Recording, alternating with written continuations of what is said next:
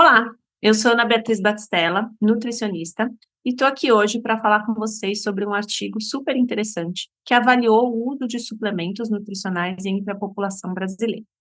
Nesse artigo, eles avaliaram a incidência, a prevalência do uso de suplementos de diferentes composições entre brasileiros adultos e idosos. Quando a gente fala em suplementação, é importante sempre a gente entender o que é um suplemento nutricional. A gente sabe que os suplementos, eles podem ser compostos por nutrientes isolados, então, por vitaminas ou minerais isolados. A gente tem os suplementos que combinam esses nutrientes entre si, então, que seriam aí os multivitamínicos e minerais, então, que combinam várias vitaminas e minerais.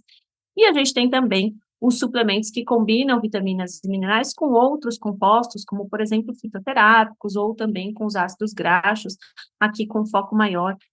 nos ácidos graxos ômega 3. Então, nesse contexto, esse artigo ele teve o objetivo de avaliar a incidência do uso desses suplementos de diferentes classificações na população adulta brasileira. E é um artigo recente, um estudo, né, publicado recentemente, que trouxe alguns dados diferentes do que a gente já tinha publicado anteriormente por conta de algumas particularidades que eu vou comentar com vocês. Bom, quando a gente fala sobre suplementação, um ponto importante que a gente precisa considerar é o papel dos nutrientes, dos micronutrientes no nosso organismo. A gente sabe que as vitaminas e minerais, de uma forma geral, funcionam como grandes reguladores metabólicos, como cofatores de diferentes reações bioquímicas que acontecem no nosso organismo e eles são essenciais para que as funções orgânicas,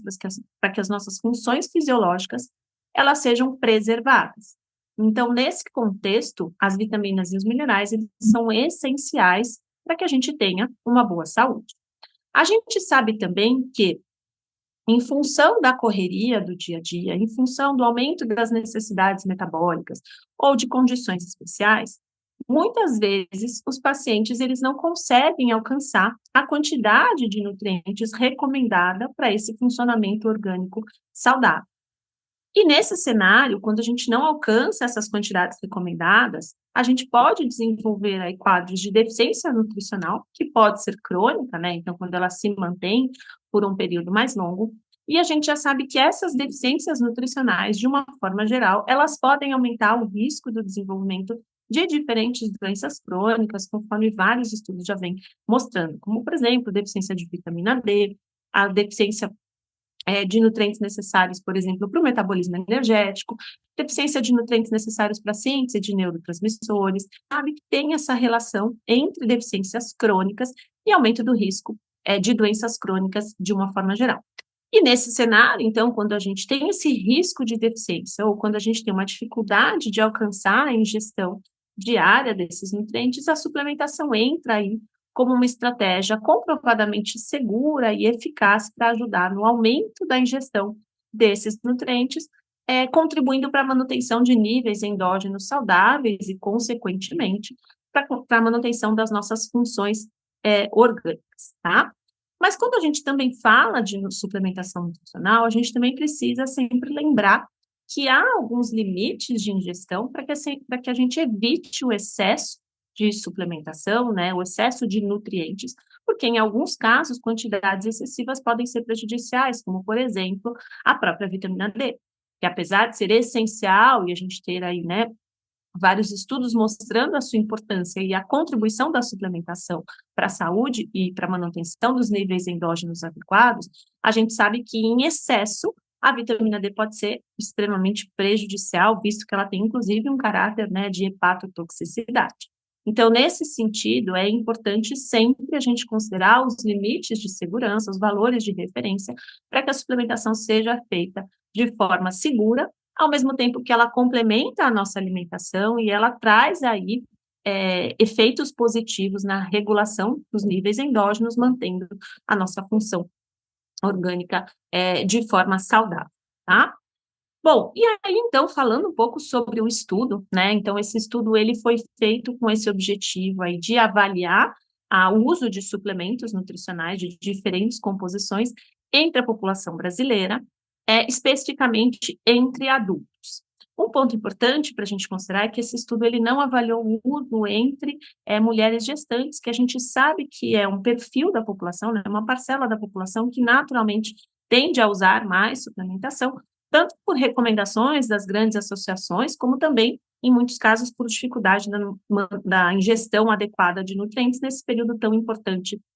da vida da mulher, tá?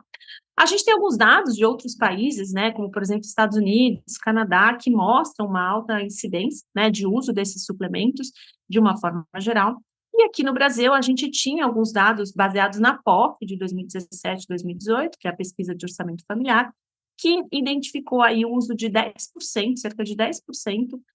do uso de suplementos multivitamínicos entre adultos, e essa prevalência por volta de 17% entre idosos de uma forma geral. E aqui, tanto para suplementos, né, variados, então multivitamínicos, como também incluindo suplementos como cálcio, associado ou não à vitamina D, e o próprio ferro, que a gente sabe que são nutrientes que têm um foco importante na vida adulta, né, principalmente falando de cálcio e de vitamina D com relação às doenças osteoarticulares. E aí, nesse cenário, então, o estudo avaliou pouco mais de 32 mil indivíduos e eles observaram que dentro dessa população, o percentual de indivíduos que usavam suplementos era perto de 5%, na verdade foi de 4,8%. E eles avaliaram, né, essa ingestão de suplementos por meio de um questionário que foi feito de forma pessoal, né, para avaliar se durante os últimos 15 dias esses indivíduos eles tinham feito o uso de algum suplemento e aí chegaram, então, a esse percentual. De forma um pouco mais detalhada, né, o que esse estudo trouxe? Que entre mulheres o uso é maior, então refletindo aqui um aspecto de que as mulheres elas tendem a cuidar mais da saúde do que entre os homens, e também com o aumento da idade, especialmente após os 60 anos, esse uso de suplementos também foi maior. Então, mostrando de fato, né, provavelmente por situações relacionadas à menopausa, talvez ao aumento do risco de osteoporose, então trouxe essa tendência de uso maior entre mulheres acima dos 60 anos. E um outro ponto importante que a gente não tinha na POF, que traz, né, um outro olhar para essa análise, é com relação ao poder socioeconômico. Então, quanto maior era o poder socioeconômico, maior era a prevalência de uso desses suplementos, associada também à taxa de escolaridade. Então, quanto maior eram os anos, né, maiores eram os anos de escolaridade, maior também era a prevalência de uso, de uma forma geral, na população adulta. E a gente sabe também que todos esses fatores, né, eles estão associados aí com maiores cuidados no estilo de vida, maior preocupação com a saúde, o que pode ser uma das explicações da maior incidência, da maior prevalência de uso entre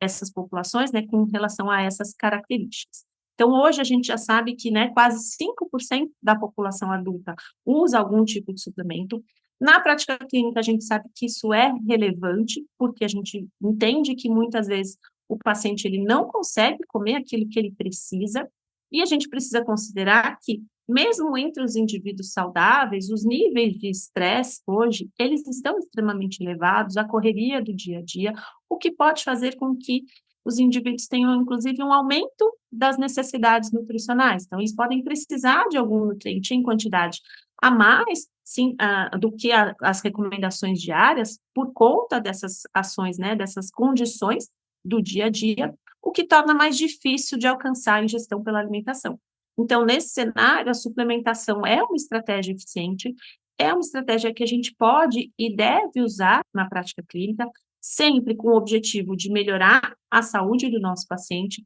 de melhorar sinais e sintomas associados com deficiências nutricionais que são comuns no dia a dia, trazendo uma melhora na qualidade de vida, e principalmente também em diminuir o risco de desenvolvimento de doenças crônicas em longo prazo, como, por exemplo, a questão da vitamina D, como, por exemplo, a relação entre minerais e saúde óssea, a própria relação entre esses nutrientes e a saúde mental e emocional. Então, sempre considerem a possibilidade de trabalhar com a suplementação na prática clínica de vocês. Considerem também que, às vezes, o seu paciente já vai chegar usando esse suplemento, então é importante a gente também ter esse conhecimento, fazer essa análise, fazer essa investigação, para que a gente possa, de uma forma geral, ter sempre uma suplementação assertiva, eficaz e principalmente individualizada. conseguir oferecer para aquele paciente os nutrientes que ele precisa nas quantidades que ele precisa, de forma sempre a buscar uma melhora na qualidade de vida e também a diminuir o risco de desenvolvimento de doenças crônicas em longo prazo. Agradeço a presença de vocês, espero que vocês tenham gostado e nos encontramos numa próxima oportunidade.